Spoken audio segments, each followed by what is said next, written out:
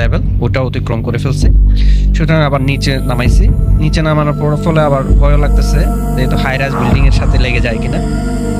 এরপর কি করলাম, আমি হোম বাটনে ল্যান্ডিং এর জন্য একটা অপশন আছে, ওইটাতে প্রেস করলাম। এই প্রথম আমি হোম বাটনে ল্যান্ডিং এর জন্য প্রেস করছি।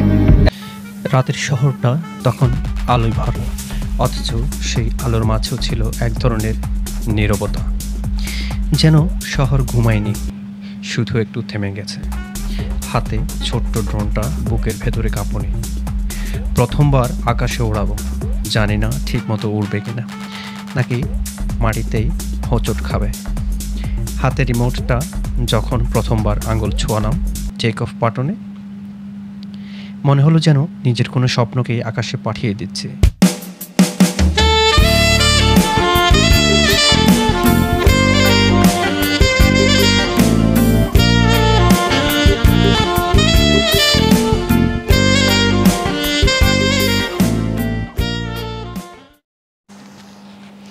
এখন দেখতে পাচ্ছেন মুরাদপুর ফ্লাইওভার।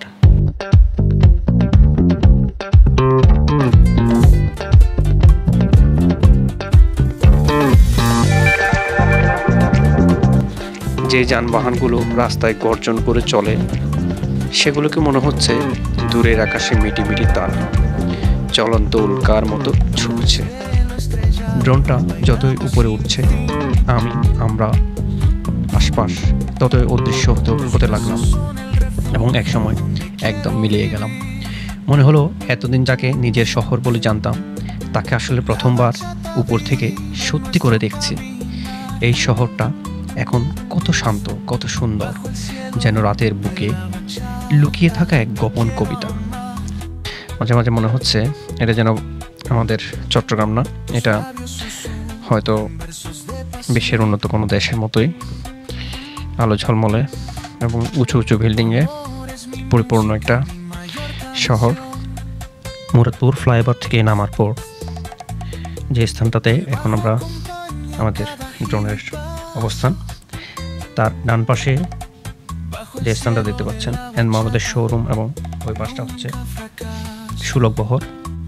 আর রাস্তার বাম দিকে জুমাইরার যে বিল্ডিং দেখতে পাচ্ছেন, ওই সাইডের এই যে এলাকা, ওই এলাকাটার নাম হচ্ছে মোহাম্মদপুর।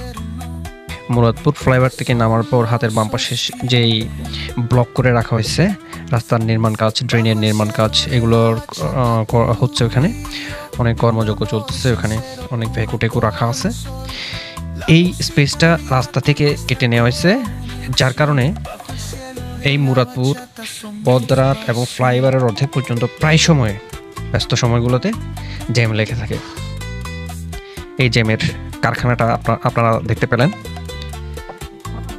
আশা করি অল্প কিছুদিনের মধ্যে এই কাজগুলো শেষ হয়ে যাবে এবং এই রাস্তাটা ক্লিয়ার হবে। তখন স্বাচ্ছন্দ্যে সবাই চলাফেরা করতে পারবে বলে আমি আশা প্রকাশ করছি। এই মুহূর্তে আমরা প্রায় বদারহাটের কাছাকাছি চলে এসেছি। আপনারা দেখতে পাচ্ছেন বদারহাট ফ্লাইওভার থেকে অনেকগুলো গাড়ি সারিবদ্ধভাবে নামছে। এই গাড়িগুলোর হেডলাইটের আলোগুলা রাস্তাগুলোকে অনেক সুন্দর চিত্রায়িত করে দিচ্ছে। বাম পাশে যেটা দেখতে পাচ্ছেন সেটা হচ্ছে বদারহাটের প্রবেশ মুখ। ওই দিক দিয়ে অনেক গাড়ি যানবাহন আটকে আছে।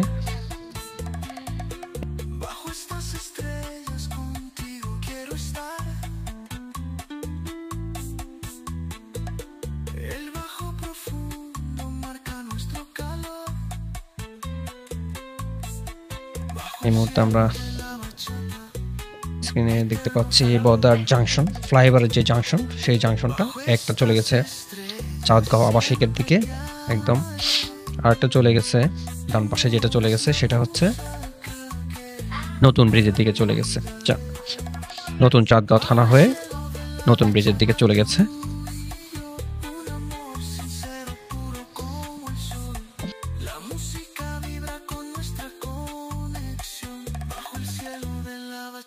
Somos pasión. Cuando las estrellas caigan y el cielo se apague,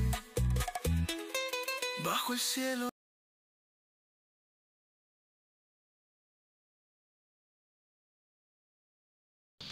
আরও একটি সুউচ্চ অট্টালিকা দেখতে পাচ্ছি আমরা। এটা হচ্ছে ফিনলের বদ্দারহাট টাওয়ার। ফিনলে টাওয়ারের বদ্দারহাটে যেটা করছে নতুন সেই ফিনলে টাওয়ারটা। এটা বেশ উঁচু, আমার কাছে জানা নেই আসলে এটা কত তলা।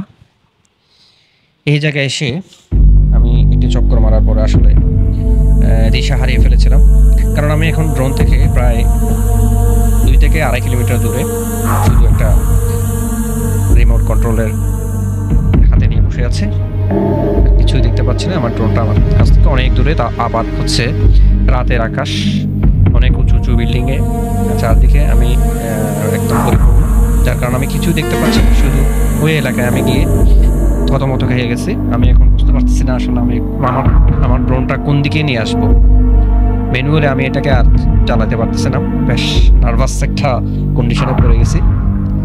বুঝতে পারছেন, আমি ঘুরে ঘুরে চারদিকে দেখার চেষ্টা করতেছি, বাট আমি চিনতে পারতেছি না আসলে যে মুরাদপুর দিকে কোন রাস্তাটা আসছে। আমি ভয়ে আরো উঁচুতে যাচ্ছিলাম, এদিকে সিগন্যাল আসতেছে, এত হাই অল্টিটিউডে আমার ওঠা যাবে না। অর্থাৎ আমি যেই সর্বোচ্চ উঁচুতে ড্রোন ওড়ার যে লেভেল ওটা অতিক্রম করে ফেলছি, সুতরাং আবার নিচে নামাইছি। নিচে নামানোর ফলে আবার ভয় লাগতেছে যেহেতু হাই রাইজ বিল্ডিং এর সাথে লেগে যায় কিনা। এরপর কি করলাম, আমি হোম বাটনে ল্যান্ডিং এর জন্য একটা অপশন আছে, ওইটাতে প্রেস করলাম। এই প্রথম আমি হোম বাটনে ল্যান্ডিং এর জন্য প্রেস করছি এবং এটা কাজ করছে। তবে এটা যে কাজ করছে এটা আমি অনেকক্ষণ বুঝিনি। দেখুন আপনারা, এটা অনেক উপরে থেকে আস্তে আস্তে আস্তে আস্তে মুভ হচ্ছে। যেহেতু এটা অনেক উপরে, ড্রোনটা বেশ উপরে, আমি প্রথম বুঝতে পারিনি এটা কোথায় মুভ হচ্ছে, কিন্তু একটু পরে দেখতে আমাকে অবাক করে দিয়ে আমার পাশে যে 12 তলা বিল্ডিং আছে ওই বিল্ডিং এর উপর দিয়ে এসে ঠিক আমার মাথার উপরে সোজা নিচের দিকে নামতেছে। আমি তো দেখে একদম অনেক কি বলবো থ্রিলড হয়ে গেছি যে এই হোম বাটন এত একুরেটলি জিপিএস ট্র্যাকিং করে এত একুরেটলি এটা চলে আসছে। আমার কাছে এই ব্যাপারটা অবিশ্বাস্য লেগেছে, সত্যি অসাধারণ।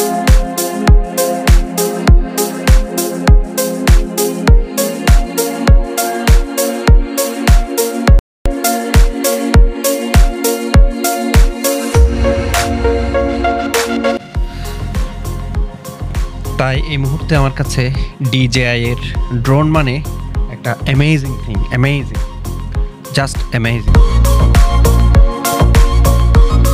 Wow, the drone is back.